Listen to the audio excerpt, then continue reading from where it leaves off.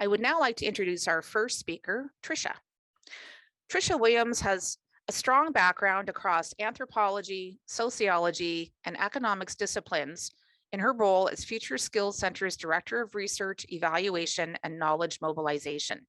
She has particular expertise in the future of work, including digital economies, skills development, migration, and gender. Tricia previously worked for the federal government in evaluation and policy functions, which she joined through the Recruitment of Policy Leaders program. She also spent several years supporting immigrant rights organizations in the United States and community organizations in Haiti, where she lived for several years.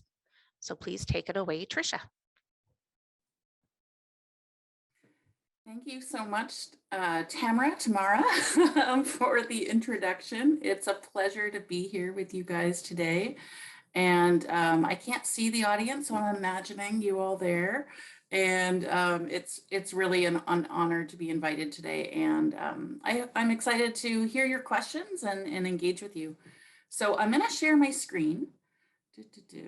And I recently, like many work at home people, I gave myself a fancy setup recently with multiple screens, and I'm still figuring out how to make it all work. How's that look? Good? We're good? Okay, great. So, hold on a sec. Just gotta make sure I see the right thing. Okay, so thank you so much for the invitation again. It is, just wonderful to be here. And I want to talk today, I was asked to speak about, skills to thrive in a changing labor market. And I know that the theme of this section is on resilience and resiliency. And what I want to, give a few examples are how we see some of the skills shifting on not just an individual resilience level, but resilience across sectors, across organizations, across our whole society, and what that means. And so would welcome your thoughts on that as we move into questions. So first, let me start with a little bit about the Future Skills Center, because I'm sure that some of you are like, who are these people, the Future Skills Center? We launched a little over 2 years ago, so we're a very young organization. We have a mandate to focus on strengthening Canada's skills development ecosystem to really create a more meaningful future where everyone has the opportunity to prosper and participate in an inclusive economic growth. Relevant lifelong learning opportunities. So we are funded by the Government of Canada's Future Skills Center, by the federal government, and we have a 5-year mandate. So we're just over halfway through that mandate right now. And in doing so, one of the first tasks we had as a Future Skills Center was to look for partners across the country who wanted to do something different around skills development. So we are not a funder of just kind of regular old skills programs. We are looking to do something different and to innovate and to learn about how to innovate around skills development to really prepare Canada for a future-ready workforce. So we are a consortium that has 3 parts. We're at Ryerson University, Conference Board of Canada, and Blueprint. And then I'm sitting at the center that coordinates the work across the consortium. Okay, so a little bit about us. So I want to first position a few of the mega trends that we see happening that are really impacting Canada's skills development ecosystem. And really this has been happening, I think, before COVID, but also magnified through the COVID experience. So one is there's a magnification of existing inequities within the labor market. We knew that the labor market was unequal and that people who are, at the one end of the labor market have a very different experience than others. But we really saw that magnified in COVID in the kind of risks and experiences that people had. And you've probably heard, and it'll come up again, the danger of a K-shaped recovery, right? The danger that the bottom leg of the K is going to be, more vulnerable to economic disruptions. We'll talk about that a little bit more. We also see, when we look across the skills system, we see unequal access to training opportunities. If you have less money, you have less time to invest in training. Geographically, rural people in rural areas have less access to training, although that is changing somewhat with the growing availability of online training. And background, certain groups are finding it harder to access training. We're also seeing a lot of labor market disruptions, technological developments, global market forces, climate change. All these things are really driving changes in the kinds of skills we need and how we're thinking about skills. And for a lot of people, the future feels very uncertain. We're also seeing uneven access to workplace skills training. If you work at RBC, you're probably going to have access to a great skills training program. They have one of the best in class internal training programs in the bank. Other large employers might have a well-developed skills training system. Small and medium enterprises, harder to offer that to their employees, already operating on very thin margins and don't necessarily have the capacity or the kind of internal expertise or resources to make that happen. We're also seeing that right now we're in a huge labor shortage. We hear about this. And we're increasingly reliant on immigrants, older workers to fill these labor market gaps. And I think we're only going to see that increase in the coming years as we've missed some immigration target numbers in recent years due to COVID. And we're going to see those change. So all of these are some of the mega trends that kind of lay the context for what we're talking about with skills development. So when we look across our 140 projects, and we're really set out with a mandate to make sure that we're learning about what's working in those projects. So one of our core objectives is to think about what's working for whom and under what conditions. Those are key questions that we're trying to answer through those projects. When we're looking around across these, we see a lot of the best programs, and the ones, when I say best, I mean the ones that are really resulting in jobs and increased opportunities for participants. They have a laser focus on participant experience. So they are saying, what do these people need? What do these participants need? And how can we make sure that we tailor our service offering to really address those needs? We also see an early assessment of skills levels. So there's some sort of intake process where organizations are saying, let's assess the skills you have now. Okay, let's do this. And there are various tools. I'd be happy to talk more about that, but we've tested some of these tools in, trialing how do you assess skill levels effectively. We're also seeing the best programs have some sort of demand-driven component. What I mean by demand there is basically employers. Skills training that is not training people for some amorphous, mysterious opportunities, but programs that are actually saying, we actually need personal support workers in this region. We're going to make sure we have a program that is training personal support workers. Or we have a partnership with a cybersecurity training program. We know cybersecurity is a growing field, and we know those graduates are going to, hit the ground running and, enter a labor market that really values those skills.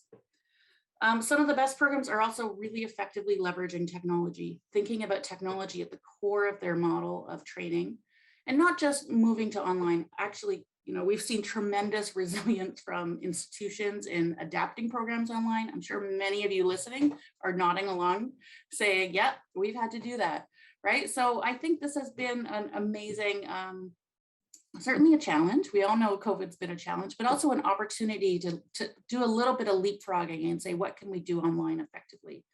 Now I think we have an interesting opportunity to say, well, which of those online parts really worked well and which ones didn't work so well? We're all eager to, I think, connect with human beings again a little bit in 3D. And we now have to think about where can we really leverage technology and where is it maybe a little bit less critical. Wraparound support, especially when we see programs that are working with highly marginalized and vulnerable populations, we're seeing, quite a bit of wraparound support. So this is not just about training and here you go, here's your skills and finish, but a lot of people will need help maybe with, housing support or English language skills or wrap around, the kinds of social supports that would really make somebody effectively set them up to be contributing to the labor market. And then the other thing we're really finding is that programs that can do some longitudinal tracking and that build that into their DNA of how they're working with clients and participants are able to demonstrate their outcomes in a better way. And really demonstrating outcomes and how people are doing when they leave your program is going to be one of the keys to thinking about success in the future.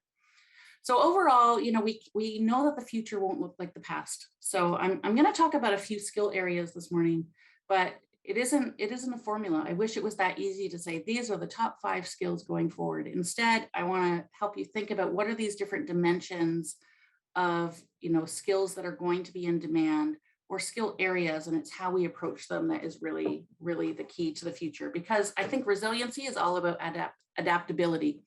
So we have to figure out ways of learning how to be adaptable. So first thing I want to talk about is technology and the pivot to digital work. So we all know technology is really critical. We know that we've been paying attention to quite a bit of the forecasting and the future trends. This is part of our mandate at the Future Skills Center. Is we're not necessarily the now Skills Center, we're the Future Skills Center. So we live in that world between the current world and the future world we're moving towards. By 2030, we've seen estimates that, retail and service workers, we could lose up to 500,000 jobs. And we're seeing that, when you go through the grocery store and there's the self-checkout, there's drives towards reducing human labor and relying more on technology. So we know that that's a declining area of work. So we're working on, several partnerships around reskilling retail and service workers. You'll see some of those, me give some of those examples. But certainly that's something I think that we need to stay out ahead of. In the insurance industry, we see that, there's a disproportionate impact on women, that women are 65% of the workforce in the insurance industry, but they tend to occupy lower skilled jobs that are more likely to be affected by digital transformation. So as, algorithms and predictive modeling, come into industries like insurance, we could see disproportionate impacts. These are the kinds of things we care about at Future Skills Center.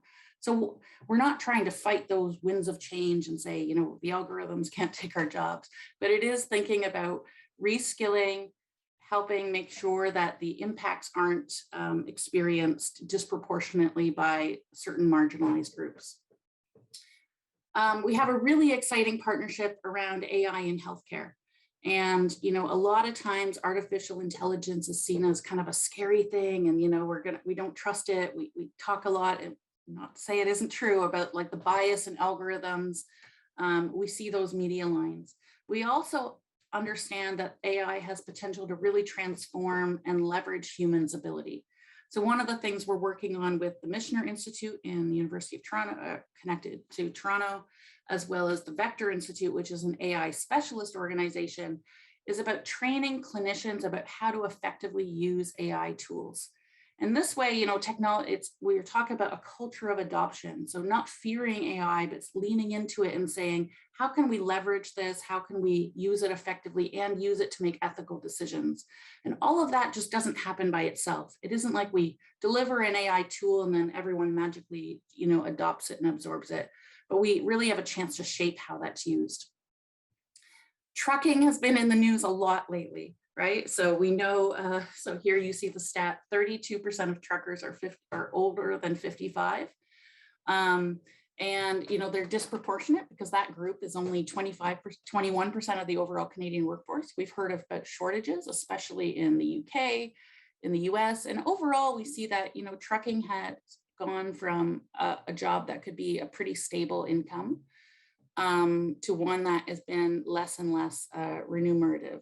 So we're actually working with the trucking, I think it's the Trucking Council, or I forget the actual name of the organization, but it's a sector-wide organization and looking at using virtual reality to train truckers to really reduce that training time. So this is an example of using the technological skills to train truckers, but in a simulated virtual reality environment.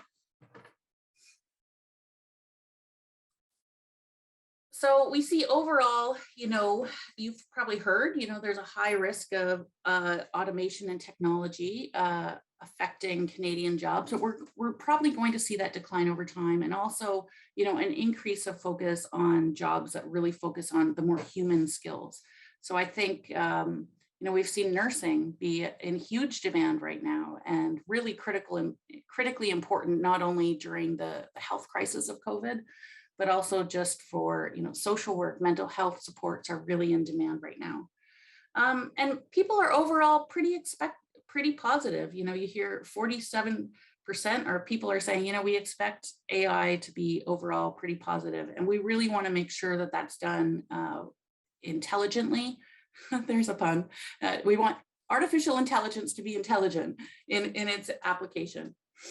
And we really are seeing increasing, we really feel like there will be an increasing number of businesses at all levels. So, if some of you joining right now are from, small or medium enterprises, maybe you're nodding along, you're saying, wow, yes, I'm feeling this pressure. I can't do things in the, analog ways of the past. So I think we'll start to see some of those things migrate, not just from the big businesses with the capital to invest in this, but in other areas as well.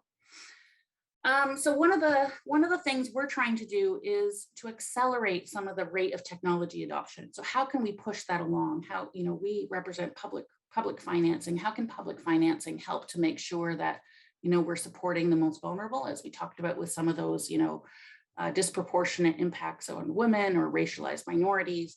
But how can we accelerate technology adoption? So we have a partnership with the Immigrant Employment Council of BC. And they have a pre-assessment screening program, which basically works with immigrants before they arrive in Canada. They do an online assessment of their skills and competencies, introduce them to the Canadian labor market, introduce different credentialing systems, or, say, okay, you were an accountant in your country, here's how you make sure you get the right certifications to work as an accountant in Canada. And all of this happens pre-arrival. And in some cases, IEBC provides, access to a short kind of upskilling program or a certification program to get credentialed in the Canadian labor market. And what we've seen is that, 65% of these clients have found work in their field within 4 weeks of arrival in Canada. And this is just critical to, the overall functioning of the Canadian labor market. These kind of programs that can make sure that people aren't necessarily flipping burgers, which is fine, but we want to make sure that we're leveraging the skills that people have and the reason why they were recruited to or invited to immigrate to Canada. So we actually wrote a learning bulletin earlier this summer on some of our projects working in artificial intelligence. So feel free, it's on our website. We can drop a link in the chat after, or I have our website link on the last slide. But feel free to take a look. What we're trying to do is look across these 140 projects we have to really surface these kinds of learnings and give examples of what's working and what's not. The other key trend that I wanted to point out was really thinking about pivoting before sector-wide change as a key kind of resiliency skill that we need across our skills system. So one of the ones that I wanted to give as an example of that is a project that we have with Mohawk College, and then we've since expanded it to several other community colleges that is working in the material handling sector. So this is about building pathways for employment for disadvantaged groups. So material handling is, high risk contaminated goods in the kind of industrial processing chain. You need specific skills to work in this area, and they were experiencing tremendous labor shortages in this area. An aging workforce, and the technology was really changing in how organizations were working with the high risk materials. So what this program does is works closely with the employers. It's also working with regional governments to identify people who can be recruited into the program. The college works on the training program and transitions them seamlessly into employment. And it involves some classroom components or online components, and then some on-the-job training as well. So work integrated learning. And what we're seeing is, one, these are groups that are really at risk for being completely excluded from the labor market. So high risk individuals that way. And this is a critical need, and we're already seeing really promising signs. We've just finished, I think, the second cohort. So we're still working on the kind of longer term longitudinal tracking. But certainly we saw enough promise from the first round with Mohawk College in Hamilton that we've expanded it to other areas around the country. And again, testing, is it working? How is it working? How can we double down on this? So this is an example of, really adjusting sector-wide and saying this is a sector-wide issue that we need to address. We're in a moment of, bouncing back. It's like we all want to come out of this COVID crisis, right? We want to come out of the health crisis and we want to come out of the economic crisis. And I think we've seen this period where, government's been able to invest through CERB, through other benefits for small and medium enterprises. But we're going to come into a period where we really need to probably wean ourselves off some of that support and think about, like, what does an inclusive recovery look like? You can see the job numbers there. Now we're seeing job recovery. Obviously, we're seeing strong job numbers, but we also know that there's been tremendous impact on both people and businesses. So we're really focused on mitigating the dangers of this K-shaped recovery. The idea being that, like, thankfully, I've been working at home for the last 18 months. My life has obviously been disrupted. I have a 4-year-old child, but my income hasn't been displaced. I've been relatively safe from the COVID, risks. And there's a whole bunch of people who haven't had that privilege of, being able to stay in their homes, and they've lost jobs, they've lost incomes, they've interrupted their labor force experience. So we really are focused on how do we support that bottom leg of the K to make sure that this is an inclusive recovery. So some priorities going ahead. One of the things that we're really focused on at Future Skills Center is career pathing. So one of our a program or initiative we'll be announcing early in 2022, and we recently published a research paper last week with the Labor Market Information Council, was about how few Canadians are actually using career services and thinking about what would an effective career services system look like. So if you think now about when you got career services for yourself, amazingly, I was told by a high school guidance counselor that I should be a taxi dispatcher. Well, I'm really, really glad I didn't follow her advice, because I think Uber would have put me out of business in a heartbeat. But usually, there's some sort of career guidance in school. So either in high school or maybe post-secondary school if somebody goes to post-secondary. And then usually the system only catches you when you leave the workforce. So if you're on unemployment insurance, you get some sort of career guidance. And really what we're focused on is thinking about how do we make sure that Canadians have access to great career guidance throughout their working lives that uses really timely and accurate labor market information. And we have a partnership with the Labor Market Information Council that's really focused on translating all those reams and tables from Statistics Canada that maybe some of you guys go into. I don't go into them, but how do we distill those into really easy to use tools for Canadians to say, this is a growing sector, or this is the money I could expect to make in this career. Here are the the skills that you need to have this career or that career. Because it'll vary obviously by the different pathways. And also, if I have this skill set, what are some adjacent opportunities that I could, explore that will really build on the skills that I have. So we're really thinking a lot about career pathing. So I kind of forgot I put this slide in, but pre-pandemic, 10% of workers predicted to be affected by career transitions.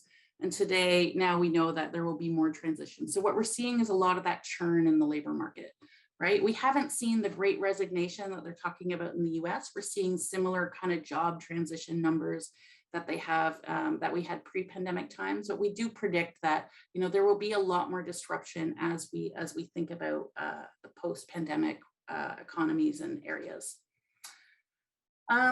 Overall, we're seeing, there's uneven investment in skills development. So a lot of skills development work is funded publicly.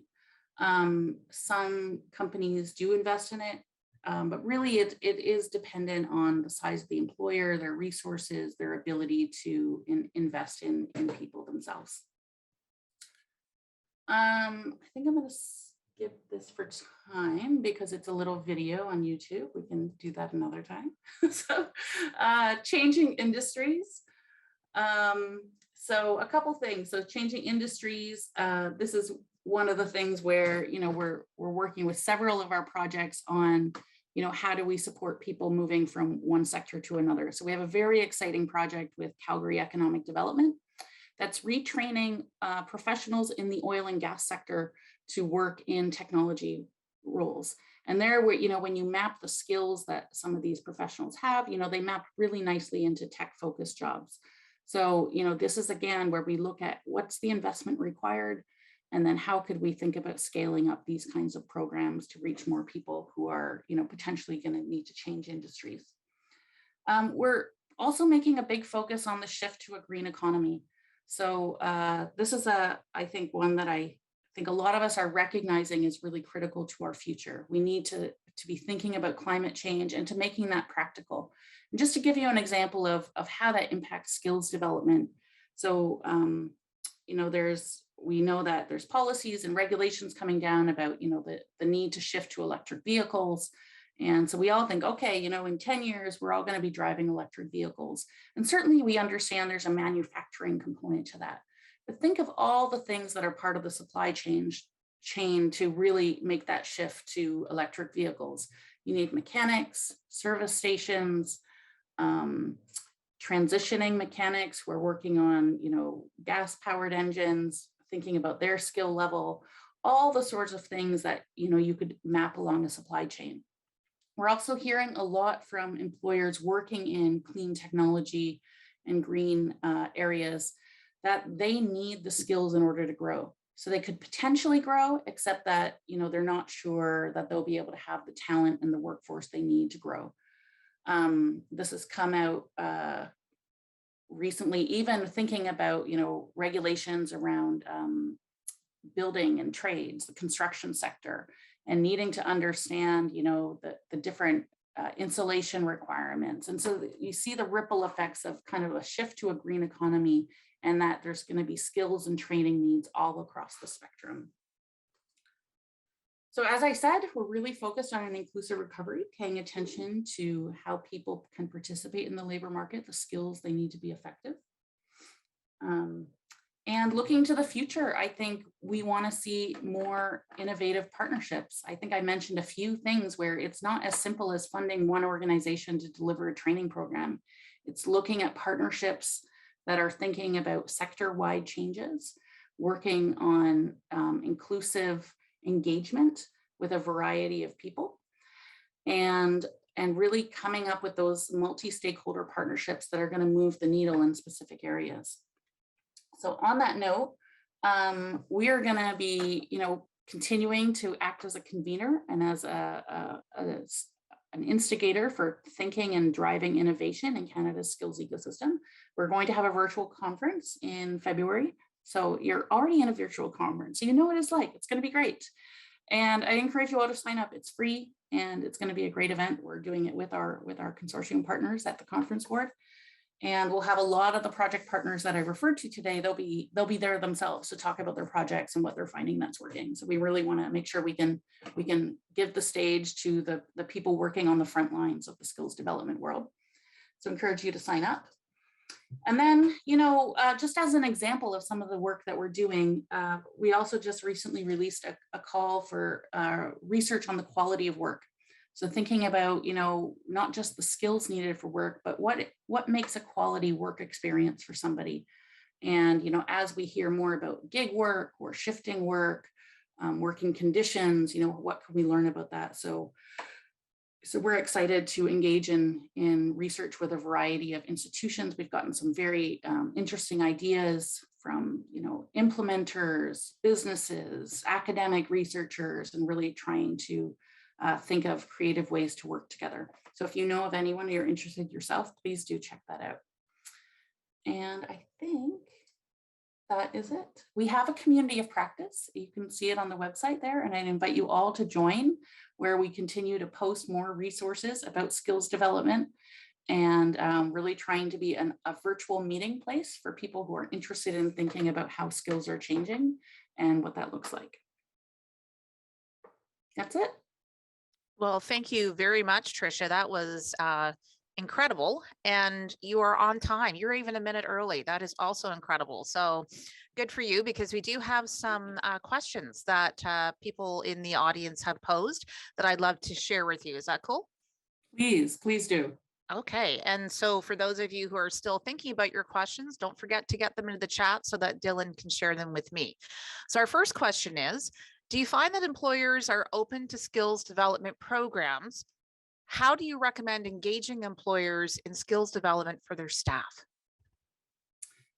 Oh yeah, that's a great question. I sometimes think that we get a little bit of a now I'm going to use all researchy terms. We get a biased sample sometimes at Future Skills Center, right? Because we get the employers who are like, yeah, we want to think about skills. We want to think about this. Um, you know, that's the reason they're talking with us, right? So I can imagine that in some of your interactions, you might not always encounter those employers. So, but I would say, in the tech world, we have maybe some of you have heard about kind of the early adopters and the middle adopters and the late adopters. I think at this point, you want to look for those early adopters. You want to look for the employers who say, yes, I want to try something new with you. And like, if it's a late adopter, they're not going to be convinced. I'd say that's not where you want to spend your time and energy. You want the early adopters who see the value, right? Who see the value. I think right now, especially retention is going to become more and more of an issue as we're in this labor market shortage. And what people want, definitely like when we look at like what people want out of a job, certainly income is one thing. It isn't, but income is not the only thing. People want to grow skills, they want a pathway, they want to see a trajectory for themselves, and investing in their skills and their growth is one of the ways I think that you can have yourself stand out. So those would be my like the kinds of pitches you can make to employers. But if look for those early adopters, the ones who say, I am really interested in this, I think my employees will benefit, and I think my business will benefit. Thank you. Next up, we have just a comment. The Workforce Planning Board of Grand Erie has been running a program for the last couple of years called Skills to Advance that trains people to work as material handlers. The program you support with Mohawk College sounds very similar. So maybe that's just a takeaway, Tricia, so that perhaps I'm sure that the Workforce Planning Board of Grand Erie will also be connecting with Mohawk locally. So that's wonderful. And honestly, part of what I struggle with is I can't be an expert in 140 different projects. So no, but I hope this at least piqued your interest, and I'd be happy to connect you if you want to connect with the Mohawk people. Sometimes it is about connecting those dots. Okay, so next up we have many of these trends mentioned are broad long-term trends. What are examples of what local workforce-related agencies can do to help job seekers and employers now and at the local level? That's a big question. Oh, yeah, that's a big one. And I think so I love a question that really makes me think. Okay. So I guess here's a couple things I guess I'd say is one of the ways I think that what we're trying to do is we're trying to stay out in front of some of these trends so we can, learn from them, do these experiments, do this testing, and come back to groups like the Workforce Regional Development Board and say, here's what we've learned. Here's what we learned that works. So I can think of a couple projects we have right now that are taking a very local skill development approach. They're not specifically in your region, but they're in other regions where they're also saying, okay, here's a local labor market challenge that we're working on addressing. Part of our mandate is to not just do that work, but to figure out what are the lessons learned from that and how is that potentially scalable or replicable? What are the principles and takeaways? That's part of our job. Somewhat unsatisfactory in that I'm like, we're working on it. But we really do see that as core to our mandate is to make sure that knowledge doesn't even just stay with the academics or with those people, but it's made real for people on the front lines. So that's one thing I'd say. The other thing I guess I'd say is I think we're really seeing overall that historically in Canada, we've tended to be a little bit fractured in the kind of the supply world, which is like training, skills, education, the colleges and universities, that whole world, and the demand side, which is the employers, the chambers of commerce, the employer associations. And there's very few places where there's an intersection of those. So I would say, what you can do at a local level is start to bring those groups together, maybe around a specific challenge or a specific issue, but finding those spaces for those groups to be talking to each other and to working on solving a problem together, I think is just historically quite rare still in Canada. Not that it doesn't happen, but it isn't the norm. Yeah, like having growing your workforce conferences where you have a variety of partners who have been brought together. It doesn't Yes, solve all exactly the like this. problems, but it's a Yeah, start. yeah. Okay. Another question we have is there an anticipated date that Future Skills Center will start accepting funding proposals? You mentioned, Tricia, that the quality of work, there's a call for expressions of interest there, but I think this question might be a bit more global. Yeah. So I think you first reached out to us, Tamara, when we released a call last week or last week. Everyone's going to have a heart attack and be like, I missed it. No, last year for shock-proofing the future of work.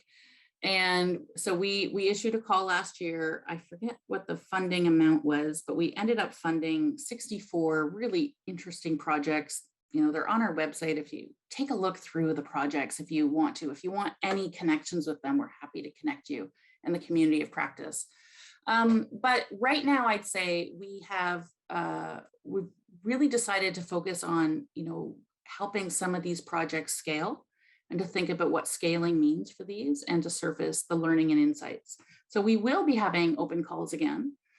But I think we're also looking a little bit to see if we get a renewed mandate from the federal government. Mhm. So we're early in our days, but yeah, it's time. I think, yeah, fingers crossed. I don't think the problems have gone away. And I'm really excited to hear that there's still appetite for saying, yes, we want an open call. We want to try to innovate because we're not a usual funder. This is not for funding the same old, same old. This is for trying new things. Yeah, it's kind of exciting to have the chance to apply for those innovative type projects. So thanks for that. Now we do have a few more questions, but I'm also keeping my eye on the time. So is there a concern when skilled trade jobs are being crossed over, combined, almost wanting you to have more than one trade to do the job? Mm. I wonder if that's referring to like the skilled trades, like construction sector. I can't say, but I Yeah, mean, any yeah, time where sounds you like. have to have multiple tickets or something. Yeah. Yeah, so we actually have a partnership with Skill Plan, which is a training organization with roots in British Columbia, but now with a national footprint that is working with every province and territory and most of the different trades and associations. And I was fascinated to learn about how all of the credentialing systems are unique to each trade in each province, right? Mm. So different kinds of, yeah, you're all nodding your head. You know this better than me, right? So like there's different barriers or standards for certification. So one of the things I think that we're trying to do is to have those conversations around, what does portability look like between those kinds of trades? How will this reshape things? But also working closely with the organized labor and with the unions. We want this to work for workers too, but that doesn't mean resisting all change. But it means about, changing things in a way that works for both the changing demands of work, but also for workers. Great. Thanks very much. And it's interesting how some of these questions are also verging on other topics that will be discussed throughout the rest of the conference. So it's not all resting on you, Tricia. So hopefully there'll be a Great. chance for other people to weigh in on some of these great questions. I think we might only have time for one more, but how do you define an innovative partnership? I think innovation is like resilience. I mean, it can mean very different things to different people. And so the participant who asked this question said, what would be an example of an innovative Mhm. partnership? Yeah, I think, oh man, let me tell you, there are whole frameworks and decks exploring this. So I'm going to try to break it down.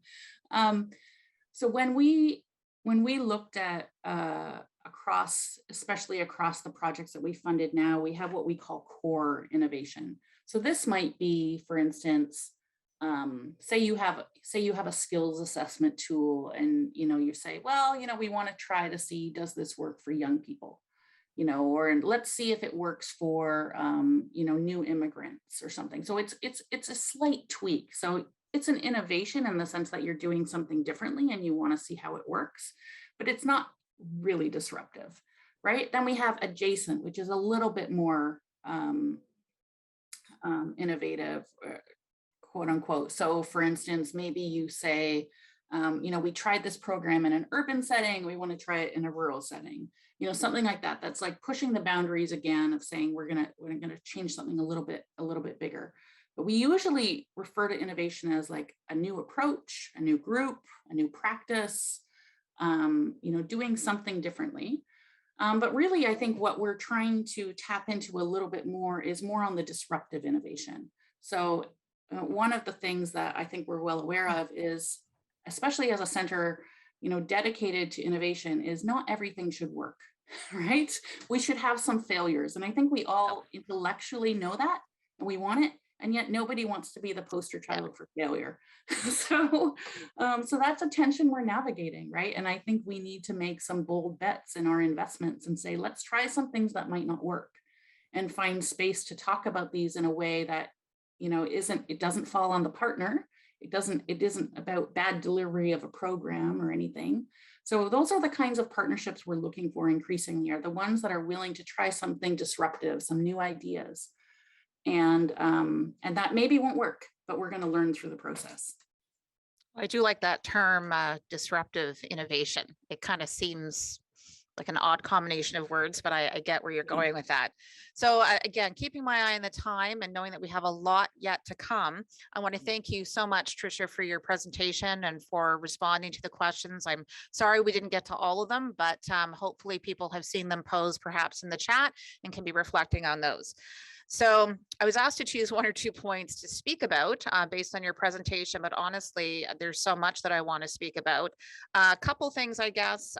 Great to see that there is a real focus on assessment in a number of your slides, early assessment, competency-based assessment, and also on technology. Now, certainly AI focuses on the higher end of the technology spectrum, but we know there are a lot of people who are really struggling with how to turn on a computer, or they don't know how to use internet, they don't know how to use email.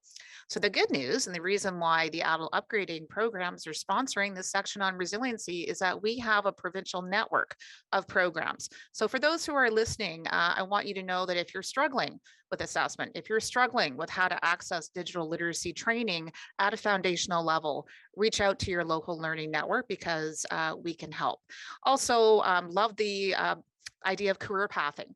And tomorrow there'll be actually a brief session on career ladders, which I think speaks to the same thing. How do you move from one job, either laterally, horizontally, so that you have a pathway in front of you that you can look forward to, plan for, and prepare for? So for anyone who'd like to connect with Tricia to ask any additional questions or to get any additional information, I believe her contact information is on the right side of the screen, as well as the Future Skills Center's website.